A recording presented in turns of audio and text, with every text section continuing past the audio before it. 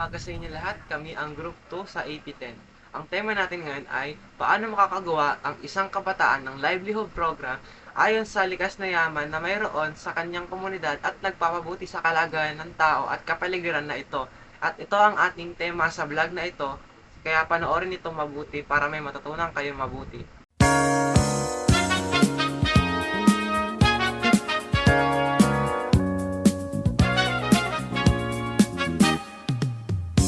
Una, tignan mo na ng mabuti at suriin kung anong pwedeng magamit na likas na yaman na makapagpabuti sa mamamayan. Pangalawa, pag pwede naman itong magamit, ikaw naman ay mag-isip ng mabuti kung paano mo ito maibabahagi sa iyong kapwa-tao at dapat ito'y nakabubuti. Pangatlo, syempre, wag mo muna ibaro o gawin ito. Ikaw ay sumama muna sa mga training para ikaw ay magkaroon ng kalaman tungkol dito. Pag bubuo ka na, syempre, kailangan mo ng pera. Dapat yung sariling pera ito dahil ikaw ay tutulong sa mga taong bayan na nangangailangan ng pagkain o ibang bagay. Lima, kung ikaw ay handa na ikaw ay pwede nang mamahagi ng tulong sa kapwa-tao na mahirap.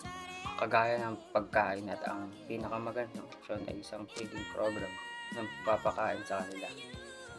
Pang-anim, kapag ikaw ay tapos na sa iyong pamamahagi ng pagkain, sila ay busog at masaya dahil sa libreng pagkain na binabahagi mo sa kanila. Kung ikaw naman ay minor de edad katulad namin, ay maaari ka pa rin mag-volunteer sa program ng inyong lokal na pamahalaan o sa inyong barangay. Kami ang Group 2 at ito ang aming proyekto sa AP10. Papasalamat dahil pinanood niyo kami at sana kayo ay nanood. Salamat ang kasama.